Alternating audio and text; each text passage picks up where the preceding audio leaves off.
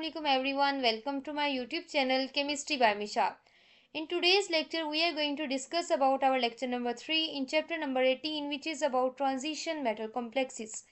इसके अंदर हम देखेंगे कि हमारे पास ट्रांजिशन एलिमेंट्स कॉम्प्लेक्सेस बनाती क्यों हैं। उसके बाद मैं आपको बताऊंगी इसके अंदर जितनी भी टर्म्स यूज़ होती है, मेटल कॉम्प्लेक्स क्या होता है, कोऑर्डिनेशन कंपाउंड क्या होता है, लिगेंड क्या होता है, लिगेंड्स की क्लासिफिकेशन किस तरह से की जाती है, एंड सो ऑन। हर चीज़ के बारे में हम वन बाय वन करके डिस्कस करेंगे। और ये है इसके नोट्स। ये नोट्स आपको जो है वो डिस्क्रिप्शन में जो PDF लिंक है वहाँ से मिल जाएंगे, जहाँ पे एक ड्राइव लिंक दिया हुआ है, आप उस पर क्लिक करिएगा और वहाँ से जाके आप जो है वो PDF जो हमारे पास है वो डाउनलोड कर सकते हैं। लेकिन आपने ये जो लेक्चर है वो अंत तक ज़रूर वॉच करना है, ताकि आपको कोई भी कॉन्सेप्ट जो है वो अनक्लियर ना रहे। अब हम डिस्कस करते हैं कि हमारे पास ये जो ट्रांजिशन एलिमेंट्स है, जिसमें हम किसकी बात कर रहे थे, 3D सीरीज़ की बात कर रहे थे। किसकी बात कर रहे थे? 3D सीरीज़ की बात कर रहे थे। यानी इसमें हमारे पास सोनी टीवी VCR में फीको निको जिंको हमने वो याद किया था ना, स्कैंडियम, हमारे पास वनेडियम हो गया। तो ये सारे हमारे पास टाइटेनियम वगैरह हो गया, आयरन हो गया, कोबाल्ट हो गया, कॉपर हो गया, निकल हो गया, ये हमारे पास क्यों कॉम्प्लेक्स आयन बनाती है, क्या रीज़न है इसके पीछे। तो फर्स्ट ऑफ ऑल इसकी जो मेन रीज़न है वो ये है कि इनके अंदर वेकेंट डी ऑर्बिटल्स है, जो कि हमने पहले भी डिस्कस किया हुआ है।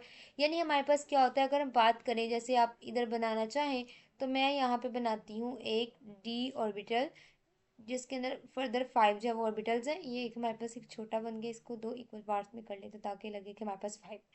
अब हम नेक्स्ट देखते हैं कि हर एक के अंदर लेट्स सपोज हमारे पास एक ट्रांजिशन एलिमेंट है, कुछ उसकी हमारे पास इलेक्ट्रॉनिक कन्फिग्रेशन इस तरह से है कि वो 3D जो है वो 3 जो है वो शो कर रहा है। यानी हमारे पास 4s2 और 3D 3 है। ठीक है। अब इस केस के अंदर आप देख सकते हैं कितने इलेक्ट्रॉन है, 3 इलेक्ट्रॉन्स है, और 2 हमारे पास इसके जो ऑर्बिटल हैं ये फ्री हैं।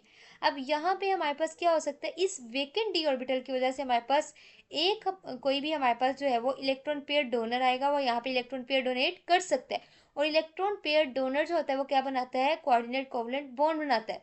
तो इसका मतलब ये हुआ कि इसमें खाली डी ऑर्बिटल है, जहाँ पे हमारे पास इलेक्ट्रॉन पेयर जो है वो डोनेट हो सकता है। एज ए रिजल्ट हमारे पास ट्रांजिशन एलिमेंट्स जो हैं वो कॉम्प्लेक्स आइन बना सकते हैं। सेम उसी तरह जैसे हमने चैप्टर नंबर 17 के अंदर डिस्कस किया था कि हमारे पास जो है वो क्या था, उसके अंदर क्या था, वो जो है वो हाइड्रेटेड फॉर्म में बनाते थे मैग्नीशियम और कैल्शियम वगैरह। यहाँ पे हमारे पास क्या है, यहाँ पे कोऑर्डिनेट कोवलेंट बनाया है, क्योंकि यहाँ पे डी ऑर्बिटल जो है वो एम्प्टी है। ठीक है। और वहाँ पे हमारे पास क्या थी, वो लेविस एसिड और लेविस बेस वाला सारा करेक्टर उसके अंदर हमने देखा था। अब हम डिस्कस करते हैं कि हमारे पास जो है वो कोई एग्जांपल की, जिसके अंदर हमारे पास सेंट्रल ट्रांजिशन मेटल आयन जो है उसके अंदर क्या है, पार्शली फील्ड या हमारे पास एम्प्टी डी ऑर्बिटल है। तो उसकी एग्जांपल में हमारे पास आता है Fe3+। क्या है हमारे पास, Fe3+। अगर हम देखें तो हमारे पास क्या है, scandium, titanium, vanadium, chromium, manganese, और बाद में हमारे पास आता है आयरन। इसी तरह आता है। ठीक है। अब आयरन के अंदर अगर आप देखो तो ये हमारे पास सेम उसी है, सोनी टीवी VCR में फीको, यहाँ पे आगे कोबाल्ट वगैरह आ जाएगा। अब यहाँ पे आयरन की जो हमारे पास इलेक्ट्रॉनिक कन्फिग्रेशन वो क्या होगी, इसमें 21, 22, 23, 24, 25, 26। What does it mean 26? इसके अंदर हमारे पास क्या है, यहाँ पे 26 के अकॉर्डिंग हमने बनाने हैं, इसके अंदर इलेक्ट्रॉन्स पूरे करने हैं, आर्गोन और बाकी हमने वैलेंस शेल कन्फिग्रेशन कंप्लीट करनी है। तो इसके अंदर अगर हम देखें तो इसके अंदर है 4s2 3d6। क्या है, 4s2 3d6। अब इसको अगर मैं बनाना चाहूँ तो ये 4s2 और ये मैं 3d6 बना देती हूँ। अब इन्होंने यहाँ पे क्या कहा है, Fe3+, यानी इसमें से क्या है, 3 इलेक्ट्रॉन रिमूव हुए हैं। व्हाट डज इट मीन, जब 3 इलेक्ट्रॉन रिमूव हो गया तो इट मीन्स S हमारे पास क्या हो गया, खाली हो गया। अब हमारे पास अगर S खाली हो गया तो हमारे पास क्या बचा, यहाँ पे D के अंदर 5 इलेक्ट्रॉन्स बचे। क्या बचे, 5 इलेक्ट्रॉन्स बचे। जैसे कि एक यहाँ पे आ गया, एक लेट्स सपोज यहाँ पे, एक यहाँ पे, एक यहाँ पे, और हमारे पास जब एक यहाँ पे और ये एक यहाँ पे। ठीक है। अब होता क्या, वैसे तो यहाँ पे ये वाला जो है वो जो है वो जो बॉन्डिंग यहाँ पे इलेक्ट्रॉन पेयर यहाँ पे जो है वो डोनेट हो सकता है, कोऑर्डिनेट कोवलेंट बॉन्ड यहाँ बन सकता है। लेकिन इसके अलावा हमारे पास क्या होता है, जब अगर आप इसको ध्यान से देखो तो आपको पता चलेगा कि जब हमारे पास एक स्ट्रॉन्ग लिगेंड आता है, क्या आता है, स्ट्रॉन्ग लिगेंड आता है। ठीक है। वो क्या करता है, वो जब स्ट्रॉन्ग लिगेंड आता है वो हमारे पास इन इलेक्ट्रॉन्स को क्या कर देता है, पेयर अप कर देता है। क्या कर देता है, पेयर अप कर देता है। यानी हमारे पास अगर मैं इसको दिखाऊं, वो हमारे पास 5 थे, तो वो 5 किस तरह से अरेंज होंगे, बाद में हमारे पास जब एक लिगेंड की प्रेजेंस के अंदर वो 5 इस तरह से अरेंज हो जाएंगे, इस तरह और एक इस तरह। अब इसका मतलब यहाँ भी इलेक्ट्रॉन पेयर डोनेट हो सकता है, यहाँ भी हो सकता है, और यहाँ भी हो सकता है, और यहाँ भी हो सकता है। उसके अलावा हमारे पास 4p के भी हमारे पास 3 ऑर्बिटल्स होते हैं, उसके अंदर भी इलेक्ट्रॉन पेयर डोनेट हो सकते हैं। इसका मतलब आयरन हमारे पास क्या कर सकता है, कोऑर्डिनेट कोवलेंट बॉन्ड बना सकता है किसके साथ, लिगेंड्स के साथ। लिगेंड हमारे पास क्या होते हैं, जो इलेक्ट्रॉन पेयर डोनेट करते हैं। लेट्स सपोज एक लिगेंड यहाँ पे ये आया, एक लिगेंड हमारे पास ये इलेक्ट्रॉन पेयर डोनेट कर रहा है, एक और हमारे पास लिगेंड डोनेट कर रहा है, और एक और लिगेंड हमारे पास इलेक्ट्रॉन पेयर डोनेट कर रहा है। लेट्स सपोज ये 4 करें, तो हमारे पास क्या बन जाएगा, एक कोऑर्डिनेशन जो है वो कॉम्प्लेक्स बन जाएगा, जिसको हम क्या कहते हैं, क्योंकि इसमें जो सेंट्रल मेटल एटम है वो हमारे पास क्या ट्रांजिशन मेटल होता है, तो इस वजह से हम इसे ट्रांजिशन मेटल कॉम्प्लेक्स कहते हैं। ठीक है, अब हम बात करते हैं कि हमारे पास जो है वो वीकेंड डी ऑर्बिटल जो है वो क्या करते हैं, एक्सेप्ट करते हैं lone pair of electrons which are donated by ligands, और as a result coordinate covalent bond बनता है, जैसे कि मैंने अभी आपको एग्जांपल के थ्रू समझाया। अब इलेक्ट्रॉन पेयर डोनर स्पीशीज जो हैं, जो कि हमारे पास कोई भी मोलिक्यूल हो सकता है, आयंस हो सकते हैं, जिनको इंशाल्लाह ताला हम अभी डिस्कस करते हैं। मैं आपको एग्जांपल बताती हूँ कि हमारे पास न्यूट्रल लिगेंड्स कौन से होते हैं, आयनिक लिगेंड्स कौन कौन से होते हैं। अगर हम यहाँ पे कुछ एग्जांपल देखें तो वाटर है, वाटर के अंदर हमारे पास क्या है, H2O, क्या है हमारे पास H2O, और ऑक्सीजन के ऊपर क्या है, लोन पेयर है। और ये हमारे पास जो है वो इलेक्ट्रॉन पेयर डोनेट कर सकते हैं, तो it means it can act as a ligand. Ammonia की अगर हम बात करें तो वो हमारे पास क्या है, NH3, और ऊपर हमारे पास क्या है, इसके लोन पेयर मौजूद है। व्हाट डज इट मीन कि ये भी हमारे पास क्या कर सकते हैं, इलेक्ट्रॉन पेयर डोनेट कर सकते हैं। अगर हम बात करें क्लोराइड की, तो क्लोराइड के ऊपर नेगेटिव चार्ज है, पहले उसके पास 7 इलेक्ट्रॉन से, अब उसके ऊपर नेगेटिव चार्ज आ गया, ओवरऑल उसके ऊपर 8 इलेक्ट्रॉन यानी 4 इलेक्ट्रॉन पेयर है, तो ये भी एक पेयर ऑफ इलेक्ट्रॉन जो है वो डोनेट कर सकता है। तो सारे के सारे क्योंकि इलेक्ट्रॉन पेयर डोनर है तो they are called as ligands. ठीक है, अब हमारे पास जो है वो एज ए रिजल्ट जो आयन बनता है वो हमारे पास कोऑर्डिनेशन कंपाउंड या कॉम्प्लेक्स आयन कहलाता है। अब इस मेटल कॉम्प्लेक्स की हम डेफिनेशन पढ़ लेते हैं। Metal complex or a coordination compound is a molecule or ion formed when a central metal atom or ion is surrounded by a number of electron donor pairs या donor species such as molecules or ions. Ions में जैसे कि हमारे पास fluoride आ गया, chloride आ गया, ये हमारे पास ions हो गए, जबकि मॉलिक्यूल्स में आपका वाटर, अमोनिया वगैरह आ गए। ये सारे क्या एक्ट करते हैं, इलेक्ट्रॉन डोनर स्पीशीज, और ये डोनेट करते हैं किसको, सेंट्रल मेटल एटम को, जो कि मिड में होता है और जिसको क्या सराउंड किया होता है इन लिगेंड्स ने। ठीक है, और एज ए रिजल्ट हमारे पास एक मॉलिक्यूल कॉम्प्लेक्स बनता है जिसे मेटल कॉम्प्लेक्स कहते हैं। अब हमारे पास जो है वो मेटल कॉम्प्लेक्स के अंदर क्या होता है, ये जो ट्रांजिशन मेटल है वो लेविस एसिड के तौर पे एक्ट करती है, क्योंकि ये क्या करती है, इलेक्ट्रॉन पेयर एक्सेप्ट करती है। कहाँ से एक्सेप्ट करती है, लिगेंड से। कहाँ से एक्सेप्ट करती है, लिगेंड से, जबकि लिगेंड्स हमारे पास किसके तौर पे एक्ट करते हैं, लेविस बेस के तौर पे। अब हम देख लेते हैं लिगेंड की एक जो है वो हमारे पास जो डेफिनेशन के तौर पे हम देख लेते हैं उसकी क्या है। अ ligand is a molecule or ion, for example water, जिसके अंदर मैंने आपको बताया ऑक्सीजन के ऊपर क्या है, लोन पेयर ऑफ इलेक्ट्रॉन है। अमोनिया, जिसके अंदर हमारे पास नाइट्रोजन इलेक्ट्रॉन पेयर डोनेट करती है। NH3 के अंदर हमारे पास नाइट्रोजन पे क्या होता है, इलेक्ट्रॉन पेयर होता है। उसके अलावा क्लोराइड, जिसके ऊपर क्लोरीन जो है वो हमारे पास इलेक्ट्रॉन पेयर डोनेट करती है। जिनके पास कम से कम क्या हो, कम से कम एक लोन पेयर ऑफ इलेक्ट्रॉन हो। यानी हमारे पास जैसे हमारे पास अमोनिया है तो इसके पास सिर्फ एक इलेक्ट्रॉन पेयर है, वाटर है इसके पास 2 इलेक्ट्रॉन पेयर है, क्लोराइड है इसके पास 4 इलेक्ट्रॉन पेयर। लेकिन कम से कम कितना हमारे पास लिगेंड के लिए वो एक्ट करेगा, जब उसके पास एक कम से कम लोन पेयर ऑफ इलेक्ट्रॉन हो, ताकि वो एक कोऑर्डिनेट बॉन्ड बना सके। ठीक है, और वो किससे कोऑर्डिनेट कोवलेंट बॉन्ड बनाएगा, सेंट्रल मेटल एटम या आयन से। ठीक है, वो मेटल एटम सिंपल भी हो सकते हैं जैसे कि निकल, ठीक है, उसकी जो है वो ऑक्सीडेशन नंबर 0, वो आयरन भी हो सकता है, फॉर एग्जांपल Fe3+ भी हो सकता है। ठीक है, अब हम डिस्कस करते हैं कि हमारे पास ये लिगेंड का वर्ड है ये एक्चुअली आया कहाँ से। तो ये वर्ड आया लिगेंड से, जिसका मतलब है टू बाइंड, क्योंकि ये क्या करता है, बाइंडिंग में इन्वॉल्व होता है। ये क्या करता है, बाइंडिंग में इन्वॉल्व होता है, किसके साथ, जो हमारे पास सेंट्रल मेटल एटम है उसके साथ। अब हम डिस्कस करते हैं कि हमारे पास जो लिगेंड है वो लेविस बेस के तौर पे एक्ट करता है, जैसे कि मैंने आपको बताया यहाँ पे भी, जब मैंने आपको बताया था कि ये हमारे पास जो सेंट्रल मेटल एटम है वो एक्ट करता है एज ए लेविस एसिड, तो ऑब्वियसली जो लिगेंड है वो इलेक्ट्रॉन पेयर डोनेट कर रहा है, तो ये as a Lewis base act करेगा। अब हम डिस्कस करते हैं अबाउट क्लासिफिकेशन ऑफ लिगेंड्स, यानी हमारे पास लिगेंड्स को कैसे क्लासिफाई किया जाता है। तो ये हमने पिछले जो चैप्टर था उसके अंदर मैंने आपको बताया था कि जब हमारे पास क्या होता है, ज़्यादा इलेक्ट्रॉन पेयर डोनेट करता है तो उसके हिसाब से लिगेंड का नाम चेंज होता है। अगर एक करता है तो वो मोनोडेंटेट लिगेंड कहलाता है। ठीक है, तो हमारे पास जो है वो डिफरेंट कैटेगरीज के हिसाब से जो क्लासिफिकेशन ऑफ लिगेंड्स है वो हो जाती है। अगर हम चार्ज के हिसाब से देखें तो वो हमारे पास न्यूट्रल भी हो सकते हैं, जैसे कि मैंने यहाँ पे क्या बताया आपको, अमोनिया और वाटर बताया। वाटर के ऊपर ओवरऑल चार्ज किया है 0, अमोनिया के ऊपर ओवरऑल चार्ज किया है 0, जो क्लोराइड के ऊपर ओवरऑल चार्ज किया -1, तो ये अनायनिक इन नेचर भी हो सकते हैं और हमारे पास न्यूट्रल भी हो सकते हैं। अब हम एनायनिक लिगेंड्स की अगर बात करें, यहाँ इन्होंने चार्ज के मुताबिक इनकी जो है वो क्लासिफिकेशन की गई। तो यहाँ पे इनको अनायनिक मीन नेगेटिवली चार्ज, तो इसकी एग्जांपल जो है वो हमारे पास क्लोराइड आइन आ गई, cyanide, cyanide mean CN-, CN- यानी कार्बन ट्रिपल बॉन्ड नाइट्रोजन, और इसके अंदर नाइट्रोजन के ऊपर तो वैसे लोन पेयर है, लेकिन जो हमारे पास इलेक्ट्रॉन पेयर डोनेट करी वो कार्बन कर दिया, तो इस वजह से ये साइनाइड आइन। उसके अलावा हाइड्रोक्साइड आइन OH-, यानी हमारे पास ऑक्सीजन के ऊपर नेगेटिव चार्ज है।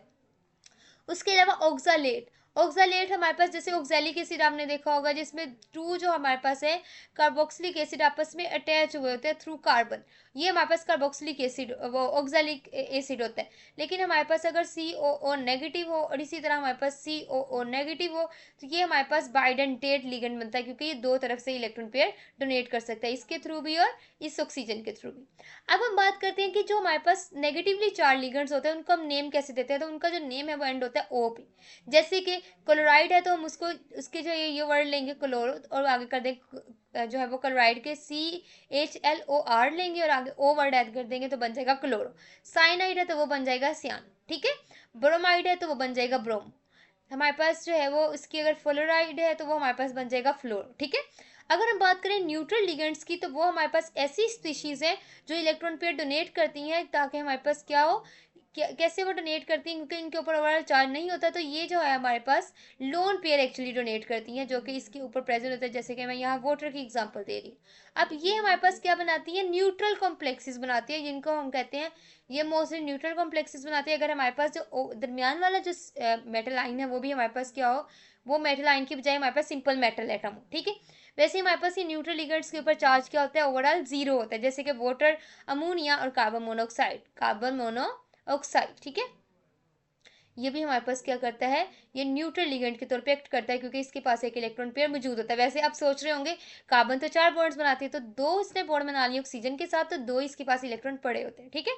अब इनका नेमिंग रूल क्या है कि इसके अंदर हमारे पास क्या होता है, इनके जो ओरिजिनल नेम होते हैं वो रिटेन होते हैं, लेकिन कुछ चीज़ों को जो है वो स्पेशल नेम दिए जाते हैं, जैसे कि वाटर को एक्वा, अमोनिया को अमीन, कार्बन मोनोऑक्साइड को कार्बनी, ठीक है। तो ये हमारे पास 3-4 ऐसी एग्जांपल्स हैं जिसके अंदर हम स्पेशल टाइप का नाम यूज़ करते हैं, अदरवाइज हमारे पास जो उसका असल नाम होता है वो ही हम नाम एज इट इज़ जो है वो यूज़ कर लेते हैं। अब हमारे पास नेक्स्ट आते हैं केटाइनिक लिगेंड, जो कि ना होने के बराबर है। क्या है, ना होने के बराबर है। वो उसकी एग्जांपल में हमारे पास जो है वो हाइड्रोजीनियम आयन और नाइट्रोसोनियम आयन। नाइट्रोसोनियम आयन के अंदर हमारे पास क्या होता है, NO, और ये पॉजिटिव चार्ज इसके ऊपर होता है, लेकिन हमारे पास जो इलेक्ट्रॉन पेयर डोनेट करिए वो ऑक्सीजन ही होती, ठीक है। हाइड्रोजीनियम आयन में हमारे पास क्या होता है, NH2 अटैच हुआ होता है NH3 के साथ, ठीक है, NH3 पॉजिटिव के साथ, और ये वाला जो नाइट्रोजन है ये इलेक्ट्रॉन पेयर डोनेट कर रहा होता है। हमेशा याद रखिएगा, जैसे मैंने ऊपर बताया कि पॉजिटिव चार्ज उस एटम पे नहीं होगा जो खुद पॉजिटिवली चार्ज होगी, ठीक है। अब आपने हमेशा याद रखना है कि पॉजिटिवली चार्ज एटम में इलेक्ट्रॉन पेयर डोनेट नहीं कर सकता, जबकि दूसरा जो उसके साथ एटम लगा हुआ है वो डोनेट करता है, और इनके एंड पे IUM यानी ईएम का वर्ड यूज होता है। यानी जैसे नाइट्रोसो ग्रुप था तो वो नाइट्रोसोनियम हो गया, हाइड्रोजीन ग्रुप था तो वो हाइड्रोजीनियम हो गया, ठीक है। अब हम बात करते हैं कि डेंसिटी के अकॉर्डिंग, यानी वो कितने इलेक्ट्रॉन पेयर डोनेट कर रहा है उसके हिसाब से किस तरह के हमारे पास क्लासेस बनती है लिगेंड्स की। पहला हमारे पास है monodentate ligand. Monodentate ligand means के हमारे पास ऐसी स्पीशीज जो सिर्फ और सिर्फ एक पेयर ऑफ इलेक्ट्रॉन जो है वो डोनेट करे, किसको, सेंट्रल मेटल एटम या आयन को। इसके अंदर हमारे पास क्या होता है, सिर्फ और सिर्फ एक इलेक्ट्रॉन पेयर डोनेट होता है। जैसे कि हमारे पास अमोनिया हो गया, अमोनिया के पास क्या है, NH3 है, ये हमारे पास एक ही एटम जो है वो एक इलेक्ट्रॉन पेयर डोनेट कर रहा होता है। वाटर हो गया, इसमें हमारे पास क्या है, H2O, लेकिन ऑक्सीजन अपने 2 इलेक्ट्रॉन पेयर जो है वो डोनेट नहीं करता, सिर्फ और सिर्फ एक डोनेट करता है, तो as a result it is also as monodentate. इसके अंदर क्या होता है, सिर्फ एक ऐसा एटम होता है जिससे इलेक्ट्रॉन पेयर डोनेट हो सकते हैं, ठीक है।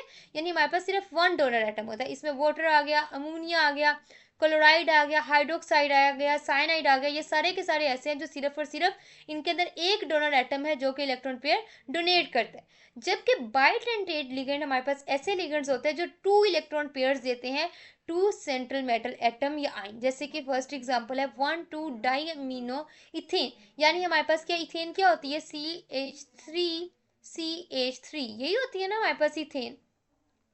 लेकिन इन्होंने क्या कहा, डाई अमीनो इथेन। तो व्हाट डज इट मीन कि हमारे पास क्या होगा, CH3 की बजाय, क्योंकि डाई अमीनो वर्ड यूज हुआ है तो एक एक अमीनो ग्रुप यहाँ पे लगा हुआ है, इधर भी आपका NH2 लगा हुआ है और दूसरी तरफ भी आपका NH2 लगा हुआ है, ये CH2 होगा। ठीक है, अब यहाँ पे हमारे पास कितने डोनर एटम है, दो दो नाइट्रोजन एटम है और दोनों के ऊपर एक एक इलेक्ट्रॉन पेयर, तो दोनों अपने वो जो है वो इलेक्ट्रॉन पेयर डोनेट कर सकते हैं। जैसे कि मैंने यहाँ पे जो पिक्चर बनाई हुई है, ये भी इलेक्ट्रॉन पेयर डोनेट कर सकता है और ये भी इलेक्ट्रॉन पेयर डोनेट कर सकता है।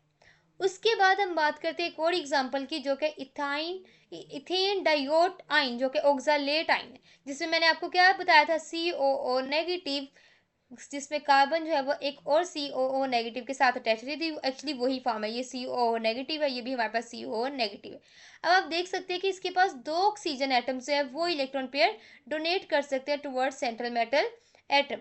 ठीक है, तो इस वजह से हम इनको कहते हैं कि ये हमारे पास बाइडेंटेट इन नेचर है।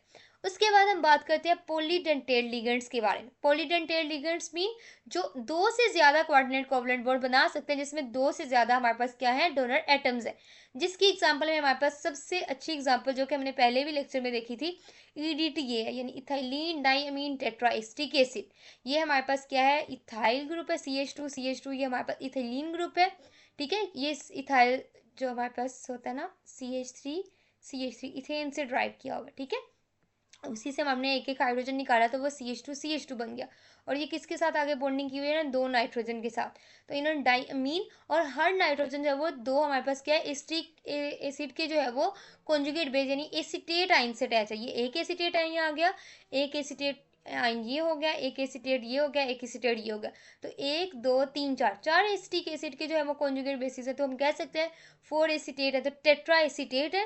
डाइअमीन दो नाइट्रोजन ग्रुप है, ठीक है, अमीन ग्रुप है, डाई अमीन और टेट्रा एसीटेट है। ठीक है, ये हमारे पास क्या है, हेक्साडेंटेट लिगेंड है। किस तरह से, नाइट्रोजन भी इलेक्ट्रॉन पेयर डोनेट करता है, ये आपको पता है। ऑक्सीजन नेगेटिव भी इलेक्ट्रॉन पेयर डोनेट करता है, ये भी आपको पता है। तो कितने ऑक्सीजन एटम है, 4 ऑक्सीजन एटम है, 1 2 3 एंड 4। सारे के सारे एक एक इलेक्ट्रॉन पेयर डोनेट करेंगे। और ये 5 वाला नाइट्रोजन और ये 6 वाला नाइट्रोजन, दो नाइट्रोजन और 4 ऑक्सीजन की प्रेजेंस की वजह से हमारे पास ये हेक्साडेंटेट इन नेचर है। अब हम डिस्कस करते हैं कोऑर्डिनेशन नंबर होता क्या है।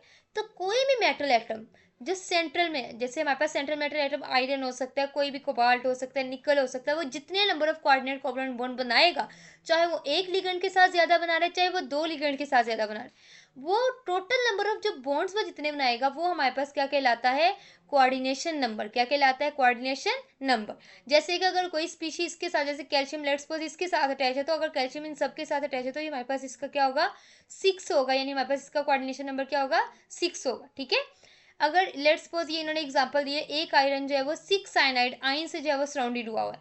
जैसे कि अगर मैं यहाँ पे एग्जांपल दूं, जैसे ये था, हमने यहाँ पे आयरन देख रहे थे हम, ये 4, और मैं बात करती हूँ ये भी आ जाता है, तो ये हमारे पास क्या होती है, एक S इन्वॉल्व है, जो हमारे पास 3 जो है वो D इन्वॉल्व है, और P जो है वो 2 इन्वॉल्व है। लेट्स सपोज इस तरह से कुछ हुआ है, तो हमारे पास कितने लिगेंड्स अटैच हो जाएंगे, इसके साथ 6 लिगेंड्स अटैच हो जाएंगे।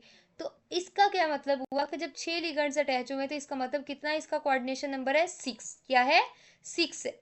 उसके बाद हम बात करते हैं कोऑर्डिनेशन स्फीयर किसे कहते हैं। कोऑर्डिनेशन स्फीयर किसे कहते हैं, सेंट्रल मेटल एटम भी आपका आ गया, उसके इर्द गिर्द के लिगेंड्स भी आ गए, उस सबको जो है हम क्या करते हैं, ये सारे का सारा हमारे पास एक क्या कहलाता है, कोऑर्डिनेशन कॉम्प्लेक्स कहलाते हैं, यही कहलाता है ना। अब यहाँ पे हमारे पास क्या होता है, कोऑर्डिनेशन स्फीयर के अंदर हमारे पास यही सेंट्रल मेटल एटम मौजूद होता है, उसके साथ लगे हुए लिगेंड्स मौजूद होते हैं, जो कि काम रहते हैं to it within a coordination compound. एक कोऑर्डिनेशन कंपाउंड के अंदर मौजूद होना, ये हमारे पास क्या कहलाता है, कोऑर्डिनेशन स्फीयर कहलाता है। जैसे कि यहाँ पे इन्होंने शो किया हुआ है कि ये हमारे पास क्या है, कोऑर्डिनेशन स्फीयर है। ठीक है, उसके अलावा हमारे पास ये क्या बताता है, इमीडिएट केमिकल इन्वायरमेंट बताता है कि मेटल आयन के इर्द गिर्द क्या चीज़ें हैं, और इसको हम किसके अंदर लिखते हैं, जैसे कि ये चीज़ किसके अंदर लिखी गई है, ब्रैकेट्स के अंदर। तो स्फीयर को किस में शो किया जाता है, ब्रैकेट में किया जाता है। और इसके ऊपर ओवरऑल चार्ज आप कैसे निकालते हो, इसका जो चार्ज निकालने का मेथड है वो ये है कि आपके ऊपर साइनाइड लिगेंड्स के ऊपर कितना चार्ज है। जैसे लेट्स सपोज ये साइनाइड लिगेंड है, तो साइनाइड के ऊपर क्या होता है, -1 चार्ज होता है। एक साइनाइड एनायनिक की नेचर है, तो 6 लिगेंड्स अटैच है, तो 6 - 1 हो जाएगा। और आयरन के ऊपर क्या चार्ज है, +2। तो आयरन का चार्ज प्लस लिगेंड्स का चार्ज, ये दोनों मिला के हमारे पास ओवरऑल चार्ज बनता है कोऑर्डिनेशन स्फीयर का।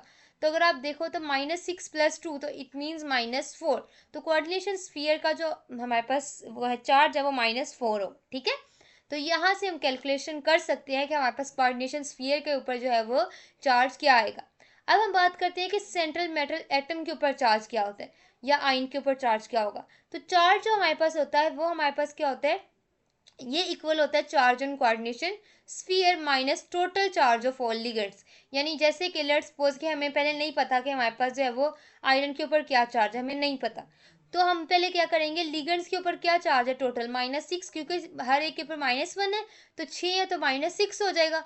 और हमारे पास जो है वो इसके अंदर ओवरऑल के ऊपर क्या चार्ज है, -4। तो हमने क्या करना है, कोऑर्डिनेशन स्फीयर वाला जो है उसमें से यानी -4 में से क्या कर देना, माइनस कर देना है हमारे पास लिगेंड्स के ऊपर जो चार्ज है उसको। तो ये हो जाएगा -4 + 6, क्या हो जाएगा -4 + 6। तो ये +6 में से -4 माइनस करो तो आपके पास आ जाएंगे +2। इट मीन्स कि सेंट्रल मेटल एटम के ऊपर क्या है, +2 चार्ज है, जो कि हमें पता था कि Fe के ऊपर क्या है, +2 चार्ज है। और ये हमें क्या बताता है, इस सारी कैलकुलेशन से हमें पता चल गया कि आयरन का जो है वो ऑक्सीडेशन नंबर हमारे पास क्या है, उसकी ऑक्सीडेशन स्टेट क्या है। यहाँ पे एग्जांपल दी हुई है, सेंट्रल मेटल आयन हमारे पास Fe2+ है, cyanide are called ligands in this case, coordination number 1 2 3 4 5 and 6 and total charge of ligands हमारे पास क्या होगा, -6, क्या होगा -6।